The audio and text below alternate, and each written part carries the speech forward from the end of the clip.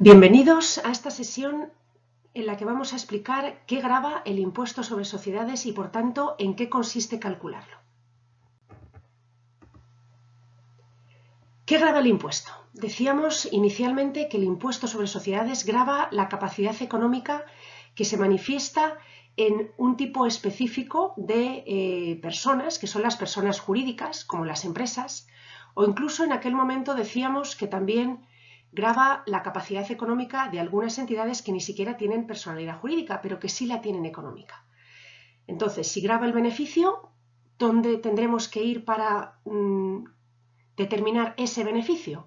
Bueno, pues a poco que sepamos de contabilidad, sabemos que es en la cuenta de pérdidas y ganancias donde se calcula el beneficio como diferencia entre los ingresos y los gastos de la entidad. ¿Y con qué criterios se calcula ese beneficio? Los criterios que utiliza la contabilidad son los que se aplican para calcular el beneficio contable. Por tanto, si decíamos que el impuesto grava el beneficio de las empresas y el beneficio se calcula con criterios contables, la pregunta inicial que deberíamos hacernos es: ¿admite la ley del impuesto sobre sociedades todos esos criterios? Y por tanto, ¿podemos adoptar la cifra de la cuenta de pérdidas y ganancias como referente para el cálculo del impuesto? La respuesta es que no. Es decir, el impuesto sobre sociedades grava el beneficio recogido en la cuenta de pérdidas y ganancias, pero ajustado a los criterios propiamente fiscales. Estos criterios son los que nos permiten llegar a la base imponible. Por tanto, la base imponible del impuesto sobre sociedades se calcula fuera de la contabilidad. Se calcula aplicando al beneficio contable una serie de ajustes, los llamados ajustes extracontables. Se llaman extracontables porque no modifican la contabilidad, es decir, para calcular el impuesto no se modifica la contabilidad, se parte de la cifra del beneficio que nos proporciona la cuenta de pérdidas y ganancias, pero los ajustes se realizan fuera. Las normas contables, lógicamente, nos permiten calcular el beneficio contable y las normas fiscales nos permiten calcular el beneficio fiscal que se llama base imponible, es decir, la cantidad que valora el hecho económico gravado y, por tanto, sobre la que comenzaremos a liquidar el impuesto. Aquí tenemos un ejemplo. Tenemos una entidad que tiene un resultado contable de 130.000 y nos dicen que hay una serie de gastos contables por importe de 21.000 que no son deducibles, es decir, que no tienen la naturaleza de gasto a efectos del impuesto. Esto significará que, como esos gastos que han sido registrados en la cuenta de pérdidas y ganancias como tales y que han reducido el importe del beneficio o del resultado contable final, como no son deducibles fiscalmente, es decir, estos 21.000 euros que tenemos aquí no existen a efectos fiscales. Con lo cual, como no existen a efectos fiscales, habrá que sumarlos al resultado contable inicial para llegar al resultado ajustado o base imponible. Es decir, los 21.000 euros que restaron contablemente para llegar a los 130.000, como no son restables a efectos fiscales, hay que sumarlos. Este es el caso, por ejemplo, de gastos no deducibles como las multas o los donativos. El resultado contable, calculado conforme a las normas de contabilidad, es 130.000. ¿Coincide con el resultado fiscal o base imponible? No, aquí vemos que no coincide. ¿Cómo se ajusta? ¿Se ajusta modificando la contabilidad? No, se ajusta extracontablemente, en un cálculo separado que se hace para llegar a la base imponible del impuesto.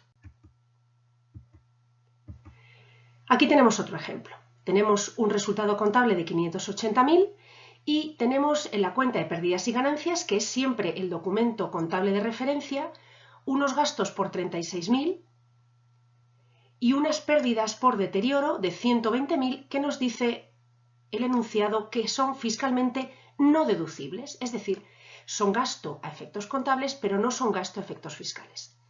Y además nos dice que 80.000 de las amortizaciones contablemente registradas solo son deducibles 50.000, es decir, hay 30.000 de amortizaciones que fiscalmente no se consideran gasto. Y por su parte, en el haber existen unos ingresos de 76.000 contablemente recogidos que se encuentran fiscalmente exentos, es decir, como si no existieran. Vamos a ir uno por uno. La cifra, por tanto, de la que partimos para calcular el impuesto siempre es la cifra del resultado contable que colocamos en la parte superior de nuestra columna de liquidación. Por ejemplo, vamos a comenzar con el primer tipo de gasto no deducible, que serían los 36.000. Hay 36.000 que a efectos fiscales son cero, es decir, no existen. Como se han restado del resultado contable, habrá que sumarlos para anular ese efecto, dado que fiscalmente no son gasto y lo que estamos calculando es el resultado fiscal. Por otro lado, existen unas pérdidas por deterioro que también nos dice el caso que son fiscalmente no deducibles. Como se han restado para calcular el resultado contable, habrá que sumarlas, como hemos hecho con los gastos no deducibles, para anular ese efecto y ajustar el resultado contable al resultado fiscal. Las amortizaciones. Nos comenta el caso que, aunque contablemente son 80.000, fiscalmente son solo 50.000. Por tanto, hay 30.000 de exceso que debemos añadir al resultado contable para evitar ese efecto sobre el mismo. Esto nos arroja un total de 690.000 a partir del resultado contable anterior. Es decir, ¿el resultado contable es igual al resultado fiscal? Pues vemos nuevamente que no. ¿Por qué? Pues porque hay una serie de gastos o incluso de ingresos cuyo criterio de cálculo no es compartido íntegramente por la ley del impuesto sobre sociedades. ¿Estos ajustes para llegar a la base imponible se realizan en la contabilidad? La respuesta que decíamos antes es que no, que son ajustes extracontables y, como su nombre indica, se realizan fuera de la contabilidad. Por tanto, ¿en qué consiste calcular el impuesto? Pues consiste en identificar aquellos gastos o ingresos del plan general contable que se vuelcan en la cuenta de pérdidas y ganancias y que por tanto determinan el resultado contable, que no están admitidos por alguna razón por la ley del impuesto sobre sociedades, o que, estando admitidos, se imputan a un ejercicio distinto. Ya lo veremos, hay casos que no es que la ley no admita un gasto o un ingreso, sino que lo incluye en otro ejercicio. Y la cuestión temporal es muy importante en el impuesto.